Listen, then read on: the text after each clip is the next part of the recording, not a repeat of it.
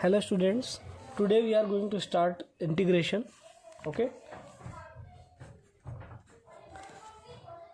Today integration is a way of adding slices to find the whole. क्या मतलब हुआ इसका? देखो डिफरेंशिएशन का मतलब मैंने आपको क्या बताया था, किसी बहुत बड़े हिस्से का एक छोटा सा टुकड़ा लेना और उस छोटे से टुकड़े को जज करना, ठीक है, और उसके अकॉर्डिंग कुछ भी डिसाइड करना। भाई सपोज करो पूरे आपने चावल बनाए, मैंने आपको पहले ही बताया था, ठीक है, और वो गल गए या नहीं गल गए, चावल उबाले आपने और वो गल गए, तो आपके सारे चावल खा के देखते हैं, आप उनमें से एक चावल उठा लेते हैं, उसको मसल के देखते हैं कि वो गल गया तो सारे गल गए। तो इतने सारे चावल में से आपने एक चावल उठाया, तो ये डिफरेंशिएशन किया, होल में से एक पार्ट लिया। लेकिन जब उन्हीं पार्ट को आप ऐड करना शुरू कर देते हैं, ठीक है, उसको बोलते हैं हम इंटीग्रेशन। बेसिकली इंटीग्रेशन डिफरेंशिएशन का रिवर्स प्रोसेस है। ओके बच्चों, एक एग्जांपल और लेते हैं। सपोज करो आपने देखा होगा कि टिप टिप टिप पानी जो है ना किसी बाल्टी के अंदर टपक रहा है टंकी से, है ना, टैप से। तो एक एक ड्रॉप वाइज जब उसमें पानी जा रहा है तो हर बार एक छोटा पार्ट बाल्टी के अंदर ऐड हो जाता है कि नहीं। तो ये छोटे छोटे जो पार्ट ऐड होते जा रहे हैं और जो बाल्टी के अंदर जो वॉल्यूम बनती जा रही है पानी की, वो रिजल्ट है इंटीग्रेशन का, क्योंकि वहाँ पे छोटे छोटे पार्ट इकट्ठे होते जा रहे हैं। ये इंटीग्रेशन का छोटा सा पर्पज़ है। अब इसका मतलब आपका फिजिक्स में क्या है, जब हम ये टॉपिक को करेंगे ना तब आपको अच्छे से क्लियर होगा। फिलहाल हम ये सीख लेते हैं कि इंटीग्रेशन करते कैसे हैं, क्योंकि ये आपका मैथ्स में भी एक अच्छा खासा वाइड टॉपिक है। क्योंकि ये जो मैं आपको बताऊँ, ये जो आप पढ़ रहे हैं ना अभी, इसको बोलते हैं कैलकुलस। क्या बोलते हैं?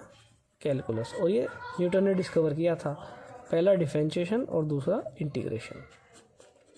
क्लियर? और बच्चों को खास बात पता क्या है, जैसा आजकल टाइम चल रहा है ना पेंडेमिक का, तो उस टाइम भी क्या हुआ था, एक न्यूटन काफ़ी लंबे समय के लिए बीमार हो गया था, हॉस्पिटलाइज था। तो ये मेथड उसने वहाँ डिस्कवर किया था। तो आजकल घर पे आप सब हैं, तो ये सबसे अच्छा टाइम है ये कुछ भी नई चीज़ें सोचने का, डिस्कवर करने का। तो आप भी ये जो टाइम को है ना, ये स्पेंड करो कि क्रिएटिव चीज़ करने के लिए और नया काम करने के लिए। ये आपको इंस्पायर करता है, क्योंकि जब आप मजबूर हो जाते हैं ना कि आपके पास कुछ भी करने के लिए नहीं है, तो बेसिकली आपके पास बहुत कुछ नया करने के लिए होता है। Now back to our topic. Calculation दो तरह का होता है, डिफरेंशिएशन और इंटीग्रेशन। डिफरेंशिएशन हम सीख चुके, यहाँ पे हम सीख रहे हैं इंटीग्रेशन। तो इंटीग्रेशन करते कैसे हैं? जैसे कि मैंने आपको बताया था, ये इंटीग्रेशन जो है डिफरेंशिएशन का उल्टा प्रोसेस है। अगर मैंने आपसे कहा था कि एक्स का डिफरेंशिएशन करो तो आपको साथ, या वाई का करो सपोज, तो मैंने आपको कहा था कि ऐसे तो लिखते हैं डिफरेंशिएशन में। सिमिलरली अगर अब की बार मैं कह रहा आपको एक्स का इंटीग्रेशन कर दो, क्या कर दो? इंटीग्रेशन। तो ये जो सिंपल, ये जो लाइन बनाई मैं, इसको देख लो इसी तरीके से, इस स्टाइल में ऐसे पी को पूरा नहीं बनाया और इसको पीछे से ऐसे मोड़ दिया जैसे कोई स्टाइल में खड़ा हो। ये इंटीग्रेशन का सिंबल है। जैसे डिफरेंशिएशन का क्या था, dy/dx। इंटीग्रेशन का सिंबल क्या है, ये वाला। इंटीग्रेशन करना है कि ये खाली x है, और इसका मतलब क्या हो गया कि ये इंटीग्रेशन किया जा रहा है x का, और जिसका इंटीग्रेशन कर रहे हैं जिस वेरिएबल का, उसका डिफरेंशियल पार्ट भी साथ में होना चाहिए। फिलहाल आप इसको ऐसे याद रख लो कि ये रूल है। बताओ इतनी चीज़ क्लियर है कि नहीं? एक्स का इंटीग्रेशन कर रहे हैं और साथ में क्या होना चाहिए, उसी का डिफरेंशियल पार्ट भी होना चाहिए। तो पहला तरीका क्या है, इसका इंटीग्रेशन क्या होगा अगर x की पावर n है। x की पावर n का इंटीग्रेशन होगा बच्चों x की पावर n+1, यानी कि देखो डिफरेंशिएशन में क्या हुआ था, पावर कम हो गई थी, यहाँ पे पावर क्या हुआ, बढ़ गई। और ये जो बढ़ी हुई जो पावर आई ना बच्चों n+1 होकर के, कुछ ना कुछ तो आया ही होगा ना, ये बढ़ी हुई पावर ही डिनोमिनेटर बनेगी। क्या बनेगी भाई? x की पावर n है, जब आप इंटीग्रेशन करोगे तो x तो एज इट इज़ आएगा, और जो नई पावर होगी वो एक बढ़ करके आएगी, और जो रिजल्ट पावर होगी वो डिनोमिनेटर बनेगी। और साथ में कुछ ना कुछ आता है कांस्टेंट, जिसको c से डिनोट कर देते हैं। हालांकि इसको फिजिक्स में हम इतना ज़्यादा यूज़ नहीं करते हैं, तो आप इसको ना भी लिखे फ़िलहाल के लिए तो काम चलेगा, ठीक है। लेकिन मैथ्स में जब आप पढ़ोगे तो सीखेंगे तो कांस्टेंट प्लस c भी कुछ ना कुछ साथ में आता ही है। क्लियर? इसके ऊपर एक एग्जांपल लेते हैं। अगर आप x की पावर 2 का इंटीग्रेशन करते हैं तो साथ में dx भी होना ज़रूरी है, नहीं है तो आप लगाओ। क्या बताया मैंने, x की पावर कितनी हो जाएगी, 3, और ये पावर कितनी आ जाएगी, नीचे आ जाएगी। तो आंसर क्या बन जाएगा, x³ 3। बताओ क्लियर हुआ कि नहीं? एक एग्जांपल और ले लेते हैं। एक्स की पावर 4 का इंटीग्रेशन करते हैं, तो सबसे पहले आप क्या लिखोगे, एक्स की पावर 4 डी एक्स लिखोगे। एक्स की पावर कितनी हो जाएगी 5, क्योंकि एक बढ़ जाती है और ये बढ़ा हुआ रिजल्ट नीचे आ जाता है ना। वही दूसरे वाला तरीका क्या था, अब की बार एक कांस्टेंट हो और एक वेरिएबल हो, एक्स की पावर 3 है, तो क्या करेंगे, डी एक्स के साथ में कांस्टेंट आ जाएगा बाहर और इंटीग्रेशन में वेरिएबल रह जाता है। ये कितना आ जाएगा 2। इंटीग्रेशन अब करना स्टार्ट कर देंगे, जो आंसर आएगा वो ब्रैकेट में लिख सकते हो आप कन्फ्यूजन से बचने के लिए। ये कितना रहेगा एक्स की पावर, ये कितना रहेगा 4 और ये कितना रहेगा 4। आप इसको यहाँ से कैंसिल आउट भी कर सकते हैं क्योंकि मल्टीप्लाई में तो है, तो आंसर कितना रहेगा ये। ध्यान से देखिए,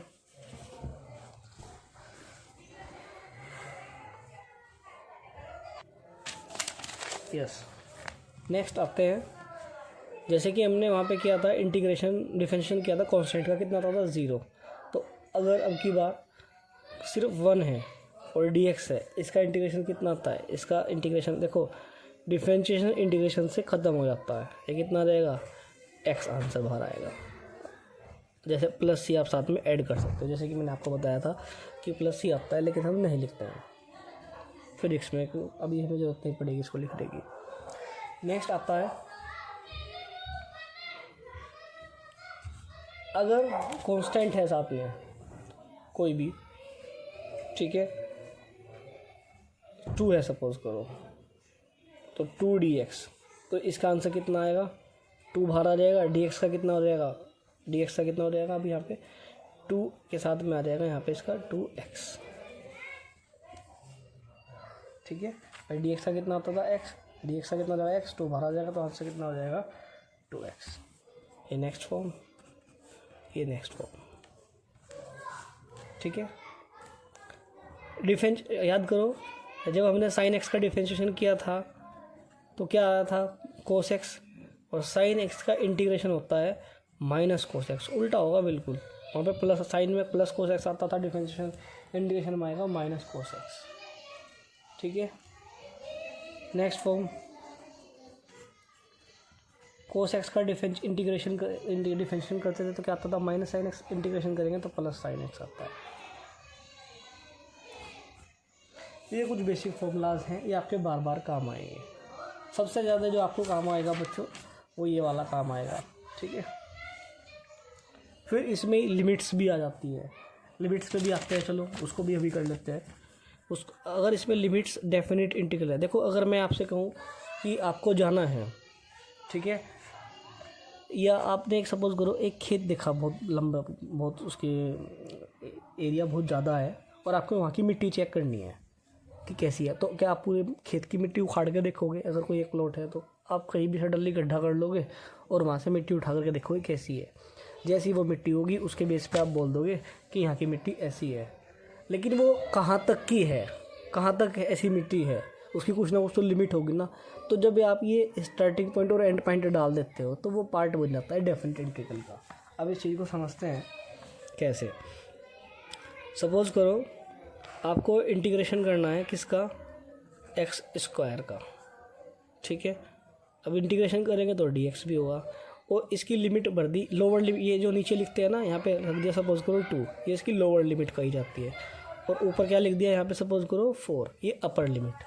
तो यानी कि एक्स स्क्वायर का इंटीग्रेशन करना है कहाँ से कहाँ तक, 2 से लेकर 4 तक, या 0 से लेकर 4 तक, या 10 से लेकर 20 तक, कुछ भी हो सकता है भाई। खाली अगर पहले हम इसका, आप इसको भूल जाओ लिमिट्स को, जैसे आप इंटीग्रेशन करते थे वैसे इंटीग्रेशन करो, रूल लगाओ इसके ऊपर। एक्स की पावर एन वाली फॉर्म है ना ये, तो एक्स की पावर 3/3 हो गया।